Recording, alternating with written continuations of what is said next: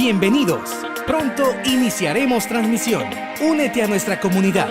Tecnoeduc 507. Activa las notificaciones para estar informado de todas las actividades que tenemos para ti.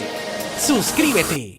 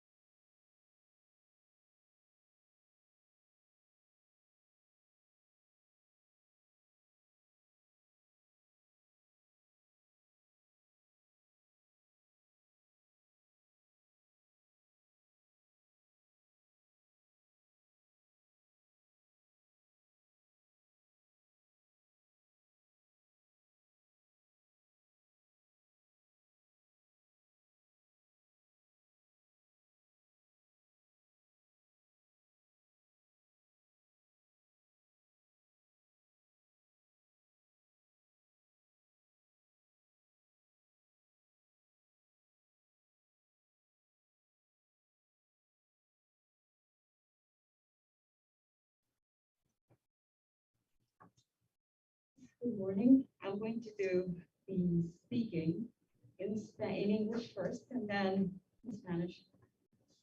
Good morning good morning everyone, and a warm welcome to the University authorities, Dr. Jaime Gutierrez, Dr. Olmedo Garcia,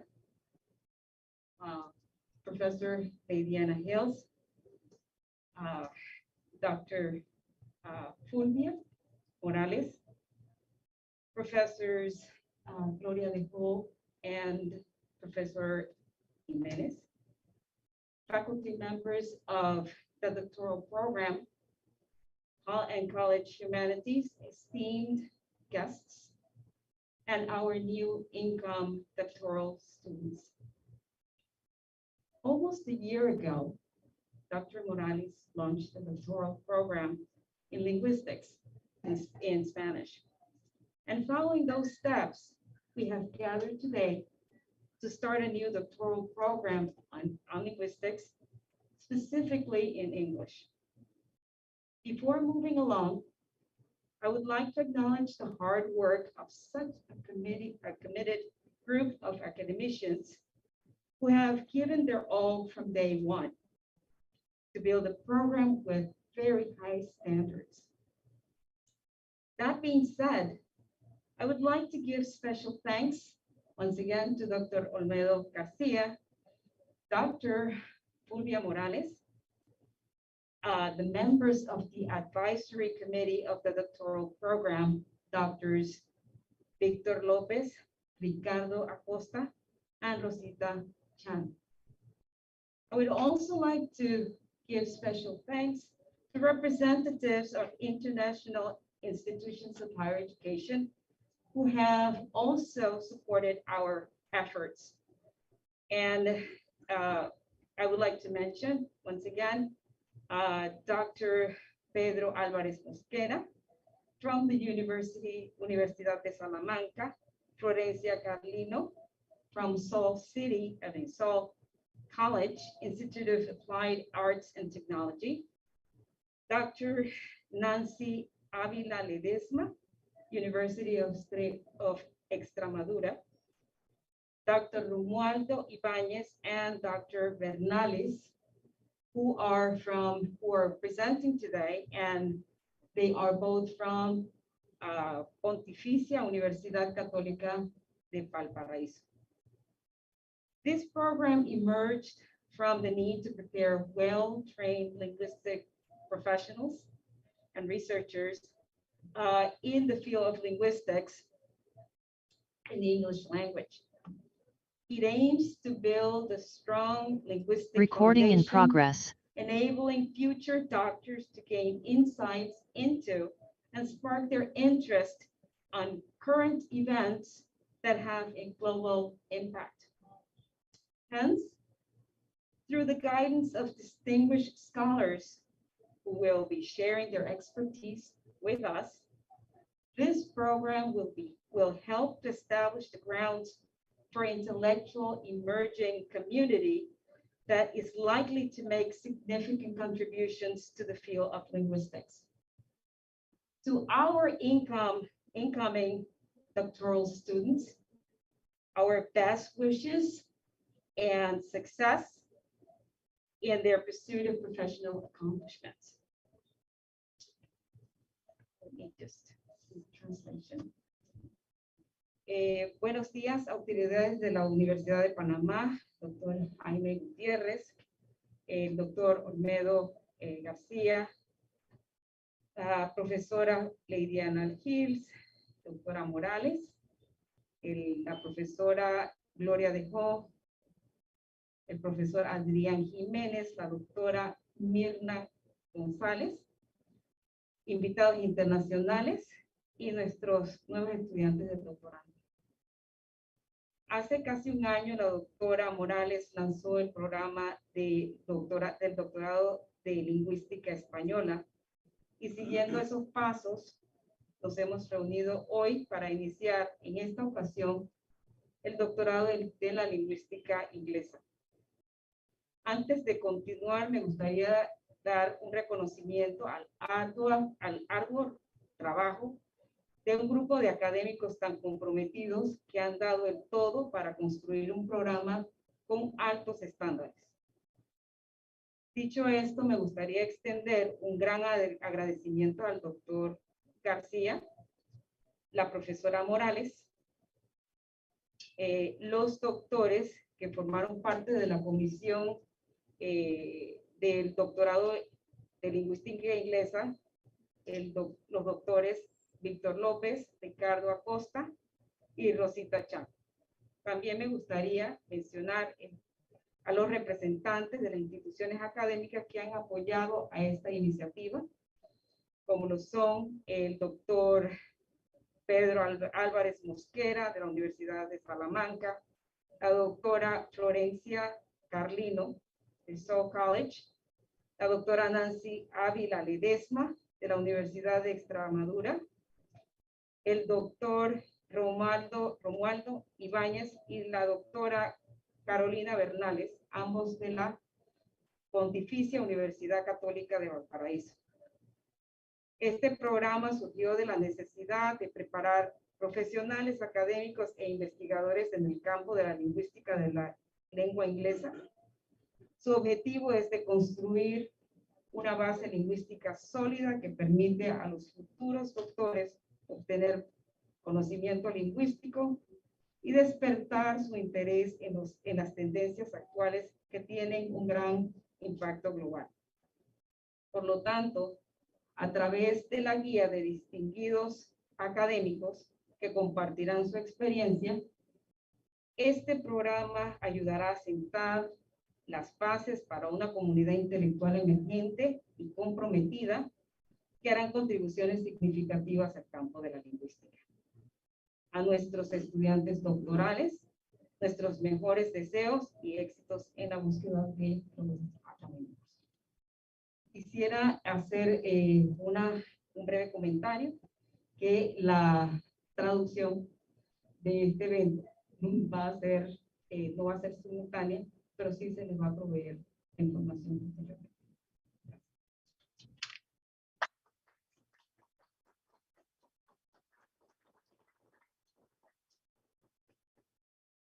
Escuchemos el saludo de nuestro decano, nuestro activo decano de la Facultad de Humanidades, Olmedo García Chavarría.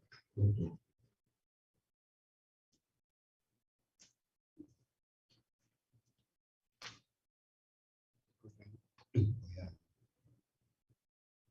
quitar un poco el barbillo porque me asfixia bastante. Ya a nuestra edad tenemos que cuidarlo mucho. Buenos días a todos y a todas. Buenos días, señor vicerrector, amigo, compañero de trabajo, Jaime Gutiérrez. Compañera vicedecana Liliana Gil, compañera directora del Departamento de Inglés, Gloria Do, de la escuela, compañero Adrián Jiménez, director de la Escuela de Técnico, Ricardo Acosta, nuestra directora, nuestra coordinadora del programa del doctorado, la profesora Betsy Bicho, que está con nosotros, algunos compañeros que están presentes del programa del doctorado, el equipo de investigadores y de apoyo al centro de lectura del centro. Compañero Rino, que nos acompaña esta mañana. Rino siempre está presente, no sé, en los actos de la Facultad de Humanidades. No sé si es que tiene algo mágico la facultad, pero siempre está con nosotros. Le estamos enseñando también a soñar, porque la educación es un sueño, y así empezamos nosotros. Hace 8 años, esta compañera infatigable, que no está con nosotros por quebranto de salud, la directora general del programa de Lingüística, la profesora Julio Morales, y que ahora le voy a explicar por qué ahora la hemos ascendido a este cargo. Hace 8 años comenzó a emprender el diseño para poder pensar y trascender el mundo de la vida académica. Y cuando yo llegué a dirigir la facultad en ese tiempo, una de las primeras que se me acercó, me encantó, porque una de las cosas que me fascina a mí es la educación. Soy un compañero infatigable de no abandonar la educación, en especial porque nosotros que venimos de allá abajo, desde abajo, o como dice la chilindrina, las chusmas. ¿Sabe quién es la chilindrina, no? Ese personaje que ahora tiene esa categoría de estigmatizar a los sectores populares, de chusma. Bueno, ese sueño de 8 años, emprendimos una misión encabezada por ella y algunas compañeritas que estudiaban en el departamento de español, para que fueran a la Universidad de Valencia, recuerdo, Salamanca, en la Universidad de Alemania, Heidelberg. Y me presentaron el programa que tenían estas universidades, y en América Latina no teníamos, ¿verdad? No había un programa de doctorado en Centroamérica, en el Caribe. Y nosotros teníamos misiones de intercambiar estudiantes de universidades de Centroamérica y del Caribe. Y nos exigían, nos pedían que por qué no avanzáramos más en la creación de un doctorado. Y cuando veíamos los costos y los presupuestos, se hablaba de que un costo de un programa le costaba a un estudiante $90,000 a $100,000. Entonces yo le dije, aquí está la mina de la Facultad de Humanidades. Pensé, ¿no? Pero, ¿cómo voy a hacer la mina con los pobres? Nosotros, los que venimos de abajo, los que somos de abajo, queremos que nuestros estudios sean asistidos económicamente. Entonces, ahí comenzó la batalla. O se convertía el doctorado en inglés, porque miren, los primeros estudios diagnósticos se hablaba de 200 que querían participar en este programa, de los centros regionales, del Caribe, y sacamos los números inmediatamente. Y era la mina. Que nosotros le dimos vuelta a este proyecto, y siempre en conversación con el vicerrector y el rector, que queríamos el doctorado en inglés. Y recuérdense que el país y el gobierno estaban invirtiendo mucho en la enseñanza del inglés, y se fueron por otro camino, y nos dejaron a nosotros. ¿Qué más? No nos invitaron a participar en ese programa, teniendo el centro de laboratorio más grande del país, que según la ley es el único centro de referencia de la certificación de la suficiencia del idioma inglés, lo tenemos nosotros. y nos abandonaron. Y solamente le pudimos arañar un poquito. Ese poquito lo voy a mencionar aquí. Yo creo que no llega en el $100,000, ¿verdad? Dice. ¿Y qué trámite burocrático para que nos pagaran esos $100,000? Así que nosotros queremos decirle que hemos siempre visto que nuestra universidad, hasta el mismo rector siempre lo mencionaba en los órganos del gobierno, está trabajando en un doctorado en inglés, una experiencia inédita en América Central y en el Caribe, y siempre con ese apoyo. Así que logramos, hace muy poco, que el Consejo de Investigación y Posgrado, frente a la propuesta que llevó el vicerrector, que se aprobara el doctorado. Este doctorado se aprobó con muy pocas correcciones. Creamos el equipo de apoyo, constituido por el profesor Víctor López, el profesor Ricardo Acosta y la profesora Betsy. Todo del departamento de inglés, con la asesoría de las universidades que se incorporaron a este programa, entre ellas también la Universidad de Valparaíso.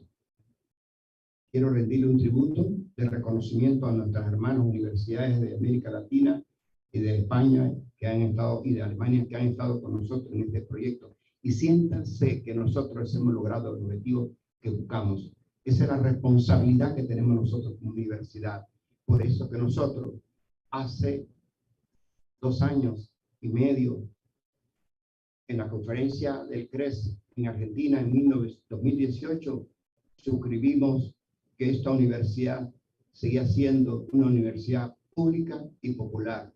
Y significa pública de acceso a la cobertura de los estudios al más alto nivel. Y eso lo vamos a mantener, cueste lo que cueste. Hoy tenemos 93,000 estudiantes en nuestras aulas. Ha reventado nuestro presupuesto. Ha incrementado los estudiantes por grupo. Para dar un ejemplo solamente, en el departamento de Inglesa, un profesor en la Facultad de Administración de Empresa, le unieron 3 grupos en uno solo, tiene 107 estudiantes. ¿Cómo puede enseñar gramática en inglés con 107 estudiantes? Esto es parte del deterioro que nosotros tenemos que advertir, porque podemos resolver el problema de la cobertura o de la masificación, pero estamos deteriorando o precarizando la educación, y esa es la batalla que tenemos que tener nosotros. Nosotros no queremos tener solamente una calidad de la educación sobre la base de la masificación. Y nos sentimos orgullosos que en este camino mantener esa responsabilidad. Cuando el rector nos informa que hay que mantenerla abierta, y nosotros la mantenemos abierta, además creamos una carrera nueva en inglés. El director de presupuesto me cuestionó por qué abríamos una carrera en inglés en tiempo de crisis presupuestaria.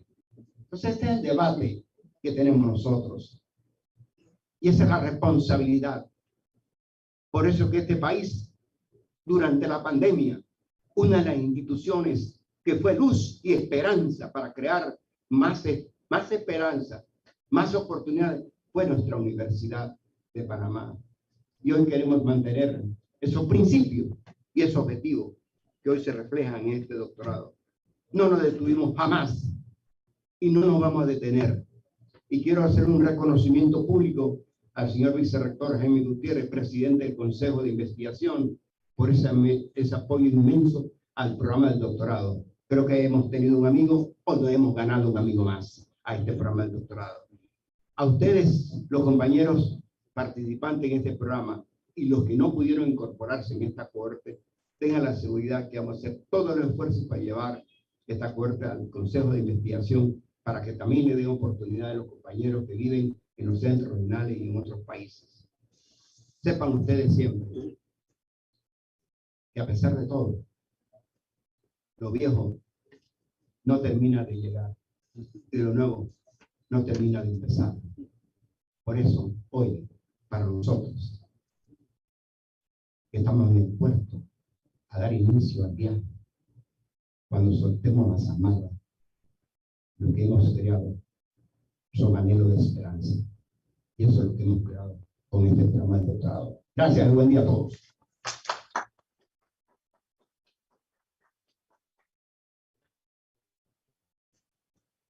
Muchas Muchas gracias, señor decano. Lo que pasa, decano, es que yo no consigo una universidad sin una facultad de humanidades. No tiene sentido una institución de altos estudios sin una facultad de humanidades. Escuchemos la conferencia del doctor Romualdo Ibáñez, director del programa de Doctorado en Lingüística en la Pontificia Universidad Católica de Valparaíso, en la hermana República de Chile. Doctor Ibáñez.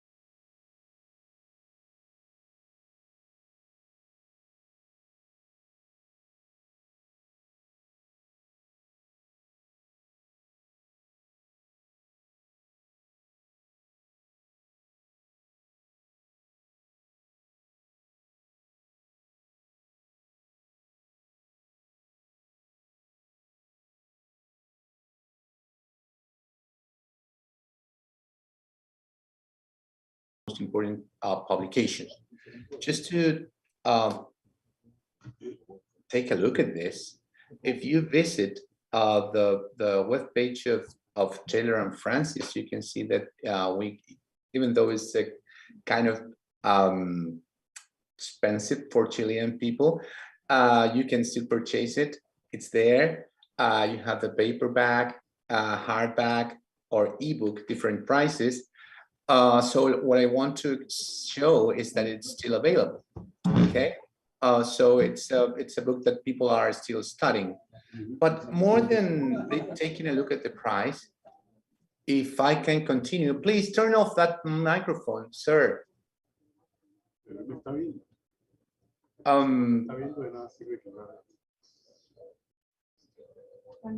So more than paying attention to the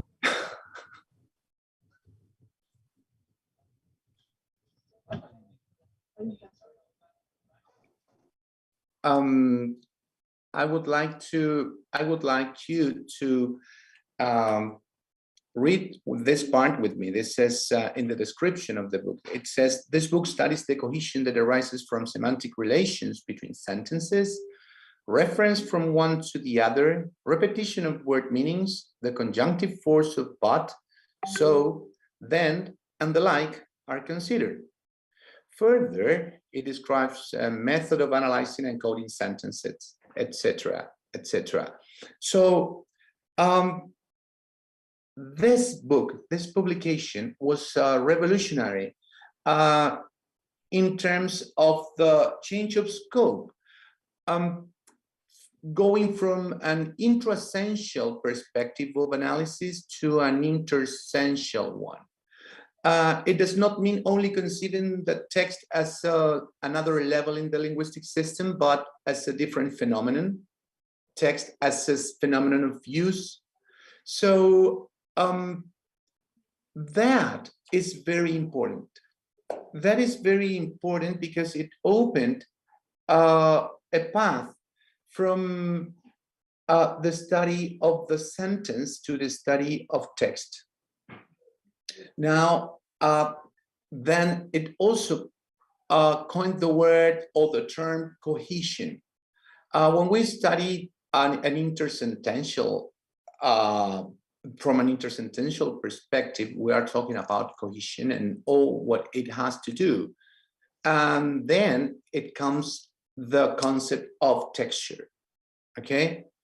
And this is exactly what I want to share with you, this idea of a textual approach, from a textual approach to a cognitive approach in the conception of texture. But what is texture? Texture is basically what we perceive, that connectedness that we perceive when we face a text, okay? So from a textual approach, that connectedness or that texture is part of the characteristics of a text. In the late 70s, specialist linguists, text linguists, claimed that this texture was a characteristic of any text. Nowadays, we assume that this texture has a cognitive nature and it's not a characteristic of the text. But how we went there is something that is particularly peculiar, and most of this result in the I would say in the journey from a textual to a cognitive perspective is due to cohesion in English. We have to thank Halliday and Hassan, who unwillingly opened this path from a textual to a cognitive perspective in the study of texture. I will show you why. What is this textual approach to the study of texture? First of all, in this book, the authors claim, or when they define texture, they claim that a text has texture, and that is what distinguishes it from something that is not a text. They also say that the texture is provided by the cohesive relations that exist among different elements in a text. So as you can see, we're talking about a textual approach to the conception of texture, that connectedness that we perceive when we face a text. And they basically state that there are 5 types of cohesive ties: reference, substitution, ellipsis, conjunction, and lexical cohesion. I will not go in details in the cohesive ties because I'm sure that you know cohesion in English and you know the type. Far away are those times that were characterized for giving text the characteristic of having coherence, or declaring that coherence was in the text, if we can place it in somewhere, okay? So based on that, the new perspective assumes that texture as coherence, and it says that textual approach to texture is inadequate. Instead, the dominant view has come to be that texture is a characteristic of the mental representation of the text rather than of the text itself. Something else that is very important is that text segments are connected by coherence relations. These relations are captured and they can but need not be made explicit by linguistic markers such as connectives. So one important concept here is the concept of coherence relations, okay? So as you can see here, the relation that we can establish between the winter of 1963 was very cold and many barn owls died is there, despite the fact that we have no connective in between. So the connective does not make or state the relation. We do it, okay? So the idea of the coherence relation, as we can have here in the definition provided by Sanders, Puri, and Norman more than 20 years ago, almost 30 years ago, is that the meaning of the relation is more than the meaning of the two segments, okay?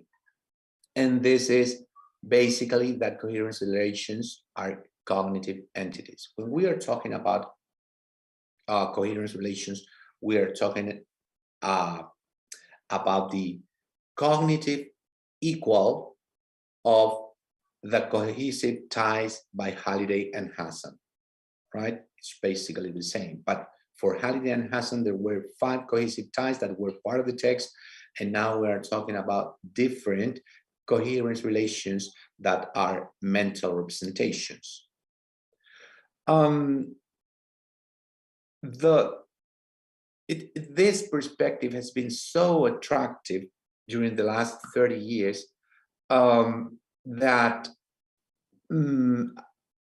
specialists, not only in text linguistics or corpus linguistics, but also in psycholinguistics and discourse psychology, have started working on this, creating different taxonomies. For example, as you can see here, there are some of them, the Penn Discourse Tree Bank, the rhetorical structure theory, one of the most important taxonomies and theories about it, the cognitive approach to coherence relations, the famous CCR also. And so this is just to show you that this cognitive perspective is or has been very important in the last 30 years. So this is the cognitive approach to this study. But it is not only a matter of taxonomies, but also research in different areas, such as the research in processing and comprehension, or research in language acquisition. And the results of those studies are very interesting. One of the most interesting findings, I would say, is the finding that coherence relations differ in internal complexity. That means that, for example, there are certain coherence relations that can be acquired before than others when we are talking about language acquisition in L1 or L2. Other findings or other specialists have observed also that there are types of coherence relations that are processed faster than others. Most of them are causal relations. So as you can see, not any coherence relation represents the same degree of difficulty when processing, writing, or comprehending, or in, even in language acquisition. So based on this, what we have done is creating an area of research here at Pontificia Universidad Católica de Valparaíso in Chile, where we have our laboratory also and our PhD program in linguistics also, where specialists are studying coherence relations, coherence text, processing, and acquisition. I will present just a very brief example with the top-down, bottom-up framework, just to show you something that we did. So in this framework, coherence or texture is divided in relational coherence and additive coherence. And at the same time, relational coherence, it can be divided into adjacency relations and implicational relations, with a total of 39 coherence relations.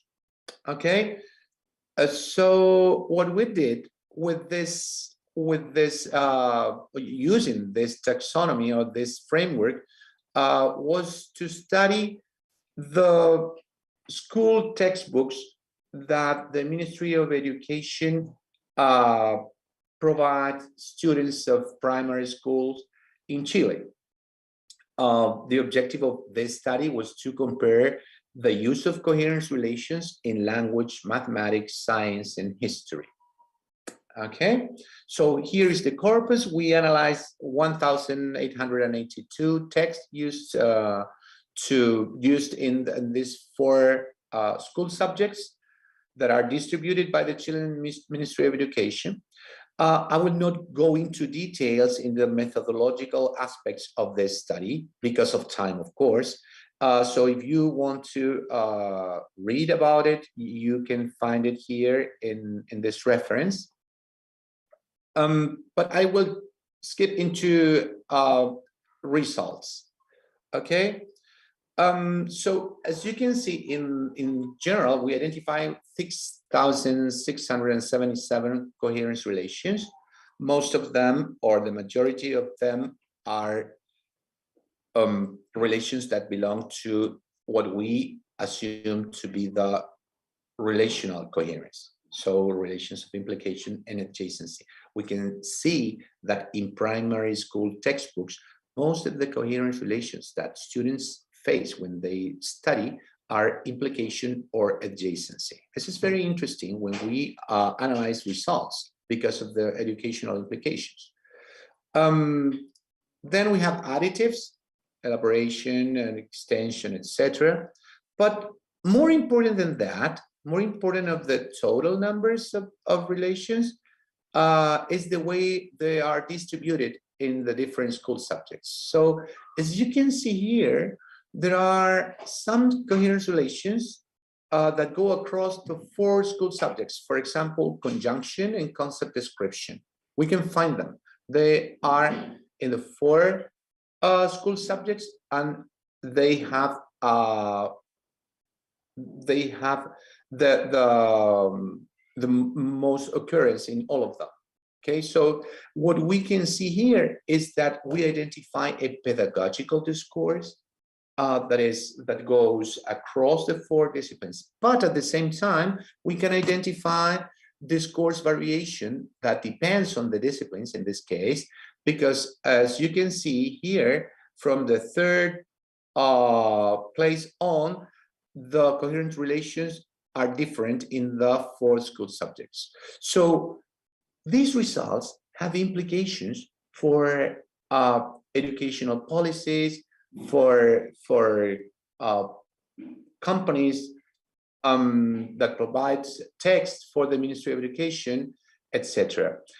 This is a way that we have been using this, but apart from this example, just to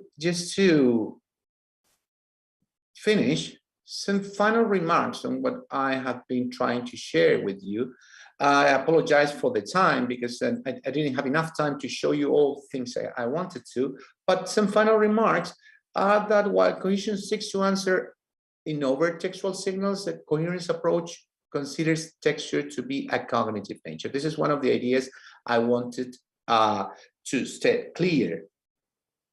Another important aspect that I wanted to state is that a cognitive approach opens the way to a fruitful interaction between text linguistics, discourse psychology, and cognitive science. I think that this could be very interesting for a program like yours that is starting to explore in the interdisciplinary work of linguistics. And also that the cognitive approach is dominant in most recent work on the structure and the processing of discourse. This is what I wanted to share with you. Thank you very much.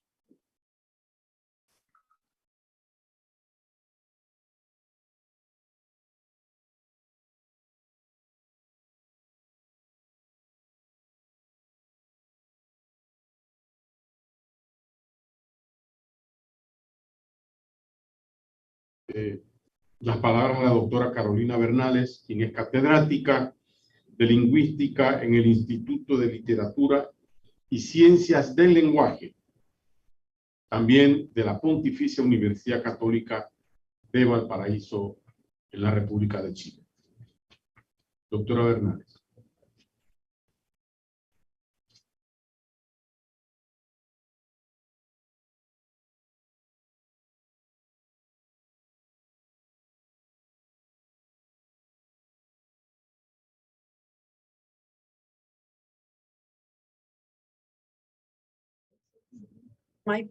Can you see my PowerPoint? Excellent, thanks. So good morning, everyone. Good morning. Thank you. Good morning, university authorities, faculty authorities, program authorities, colleagues, and students. I want to begin by thanking this invitation, excuse me, this invitation to be a part of this newly formed doctoral program, which, in my opinion, will have a really good impact on the academic development of researchers and scholars in the field of English linguistics in Panama. My special gratitude to Dr. Fulvia Morales and Dr. Belsis Bishop for the invitation as well. I also want to extend my congratulations to the university for creating this program. As you said earlier, the dean said earlier, this program is unique in Latin America, and I think it would definitely, well, definitely a program that was much needed for those of us interested in doing research in the area of L2 linguistics or English linguistics. So due to my expertise and experience as a faculty member at the doctoral program in linguistics at Pontificia Universidad Católica de Valparaíso, I am now joining the faculty of this program in the area of English morphology and English syntax. So today I want to share something about this area of research. So I will briefly introduce this line of research in the hopes of motivating those of you that are about to embark in this doctoral program, and why not encourage future prospective students that might be watching this ceremony and hopefully in the future that might join the program as well. So for that, I will provide a few highlights of the topics that are of relevance in this field, which is one I think, well, this is what I study. This is one of the most productive and exciting areas in experimental language research in the last couple of decades or so. So the title of this presentation is Sentence Comprehension, the Role of Syntactic Structure. And I want to begin by showing or sharing with you some of the research problems and research questions that scholars in this field have been concerned with. For example, questions like how do people process and the structure and the meaning of sentences? How are sentences understood within their context? Very similar to what Dr. Ibanez was recently telling us about. Questions like, what are the cognitive processes involved in comprehending sentences? Do monolinguals and bilinguals differ in how they process sentences? Is it easier? It's actually easier for monolinguals than for bilinguals, for example. Why are some sentences more difficult to process than others? And in that same matter, how are ambiguous sentences processed? in the L1 and the L2, right? And how is this ambiguity resolved? How, as comprehenders of a language, we resolve this ambiguity, right? So sentence processing research investigates the cognitive processes that are involved in successful language comprehension, and has shown that, among other sources of incoming information in our brains, right, stimuli, lexical and syntactic constraints have a central role in processing sentence successfully. Now, we have to think that the starting point here is the sentence, right? The sentence is a special unit in the language. It's a semantic and syntactic unit. And in syntactic terms, it is the largest independent unit within which grammatical units apply. Thus, sentence comprehension involves syntactic structure building and the representation and processing of morphosyntactic and lexicosemantic knowledge. That is, readers or listeners assign syntactic structure to the strings of words that they perceive, that we perceive in language, right? And there are markers of syntactic structures that are essential in this process because they facilitate, there's a facilitation effect, right? So they facilitate this process of processing the incoming input. And also, research has shown that readers use and prefer certain strategies in assigning syntactic structure to sentences. These are the topics that we are concerned with in this area, right? Now, in order to study these issues, different theories and models have been proposed to explain how sentence structure is built up word by word, by incrementally incorporating each word into previously built syntactic structure. And other theories have also shown that, or shown how we process these ambiguous sentences and this process of ambiguity resolution that I was talking about at the beginning. And again, other models too have aimed at explaining how we deal with structural complexity, this idea of some sentences or some structures being more complex than others, or more, and also more difficult to understand with more processing cost for the reader or the listener. So now, how do we go about investigating sentence processing? In the last decades, the field of psycholinguistics, as opposed to theoretical linguistics that was more text-based, of course, in the last couple of 2 or 3 decades, there's been a growth in experimental research in this area, which is highly controlled research that has been that has used different techniques like online and offline methods in order to study these questions, right? Basically, through visual sentence processing, reading sentence, these are self-paced studies that you probably have heard about, and also eye movement recordings, which is what I have also been doing in the last few years. And that's what we do at the Language and Cognition Laboratory that we have in our department, in the in the linguistics department. But we're concerned both with L1 and L2. In the last few years, I have been working with, and recently also my master's and my doctoral students have been working with different structures in English as the L2 and how learners and readers process these different syntactic elements, components of English as a second language.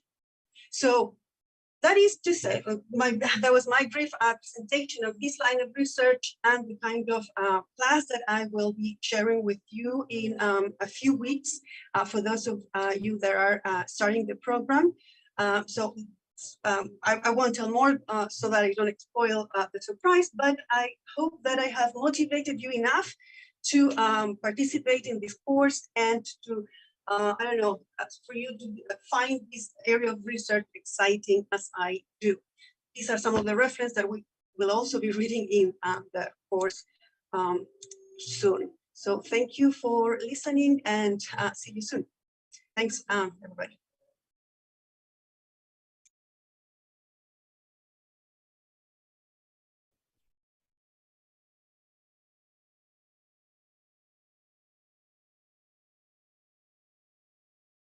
Actividad académica. Están las palabras del doctor Jaime Javier Gutiérrez, vicerrector de investigación y posgrado de nuestra institución.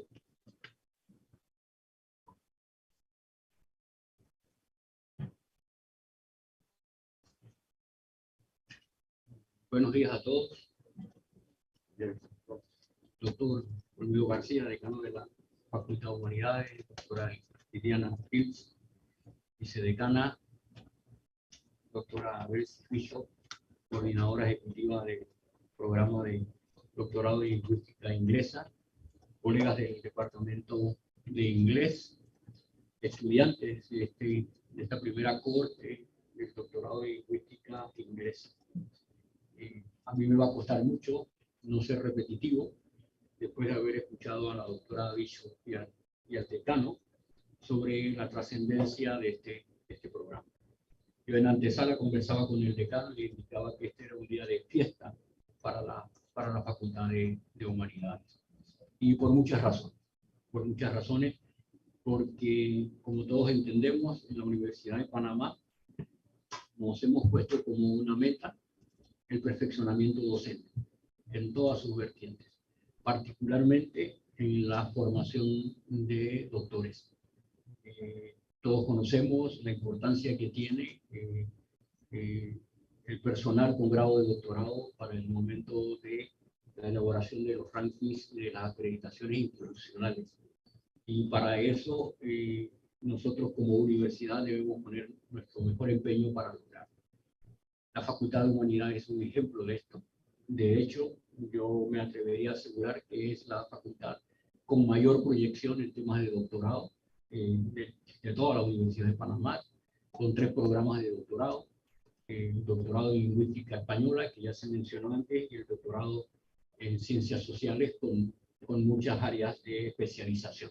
Entonces, realmente, mis felicitaciones a la facultad por eso. Y también destacar aquí, no puedo dejar de pasar el esfuerzo que han hecho los colegas del Departamento de Inglés, pero particularmente la profesora Fulvia Morales del Departamento de Español, que ha tomado este reto como un tema personal y realmente incansable. La doctora Morales en esto, como ya se ha dicho, ella fue la encargada de hacer los contactos con otras universidades para estudiar un poco cuál sería la forma o la mejor forma de presentar este doctorado a la comunidad académica, no solamente del país, sino también de la región. Y realmente mis respetos a la doctora Morales. A raíz de su trabajo arduo, se ha podido llegar hasta este momento. Yo quiero agradecer realmente a los colaboradores internacionales por su tiempo y su apoyo a esta propuesta de la Universidad de Panamá, que como ya se ha mencionado es una propuesta única en el área y debemos sacar el mayor provecho de esta situación. Definitivamente el lanzamiento del doctorado de lingüística inglesa es un gran logro para nosotros, es una meta. Hemos diseñado un camino para poder ofrecer este grado de doctorado, pero en estas cosas no solamente es importante el objetivo y el camino, también es importante la compañía. Y las personas que hoy nos han acompañado, los académicos que nos han acompañado, a pesar de la breve exposición que nos han dado a probar de lo que se espera para este doctorado, y realmente nos sentimos en muy buena compañía. Colegas académicos de Chile, como hemos visto, pero también hay incluidos de España y de Alemania, y realmente para nosotros es un reto, un verdadero reto el ofrecimiento de este doctorado, porque queremos cumplir con las condiciones de aseguramiento de la calidad de la formación a nivel de doctorado, y lo que comentaba el decano sobre todo lo que se ha pasado antes, la aprobación de la comisión de posgrado del Consejo de Investigación, la aprobación misma del Consejo de Investigación, significa que esto ha sido un proceso complicado, pero siempre teniendo claro el norte de asegurar la calidad de la formación. Y de hecho cumplimos con otra de las misiones de la Universidad de Panamá, que es la internacionalización de la educación superior. ¿Sí? La colaboración de estas universidades realmente ponen un sello importante a lo que estamos ofreciendo a la comunidad académica. Yo quiero terminar enviándole un mensaje particular a los participantes del doctorado. ¿Sí?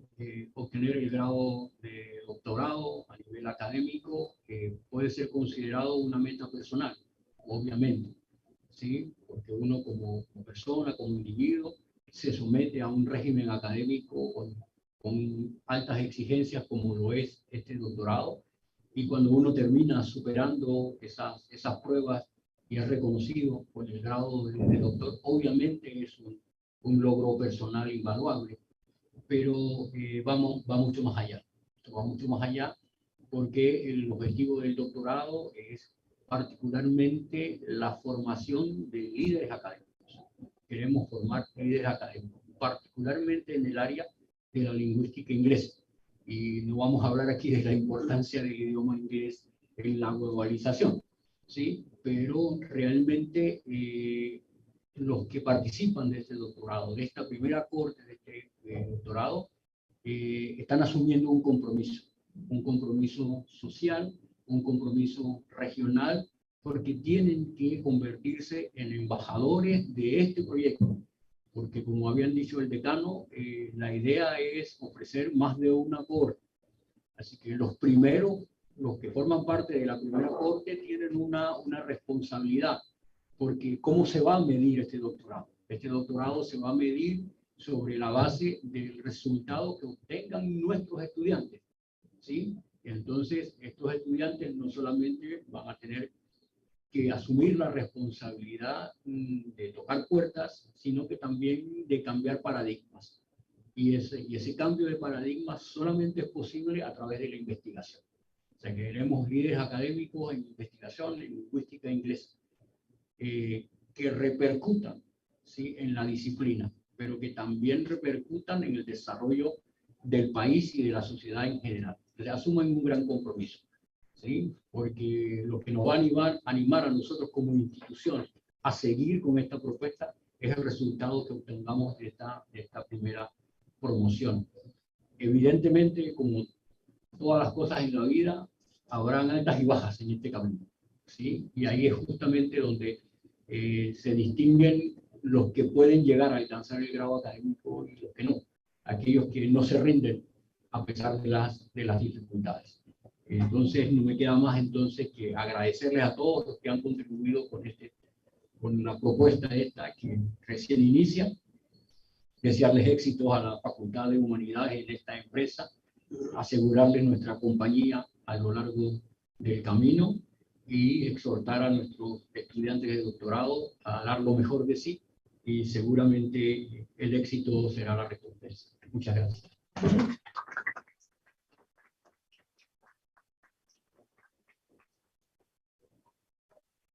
Gracias, señor vicerrector. Y bueno, nos quedamos con el mensaje del señor vicerrector. No solo hay que establecer el camino, sino las compañías para ese tránsito. Y creo que estos proyectos de la facultad con la compañía de la Universidad Católica de Valparaíso, pues permitirá un buen transitar por ese camino. Muchas gracias, señor vicerrector, señor decano, señora vicedecana, doctora Bishop, doctora Morales. Gracias por estar aquí en este programa, en el lanzamiento de este doctorado en lingüística inglesa. Que tengan un excelente día. Muchas gracias.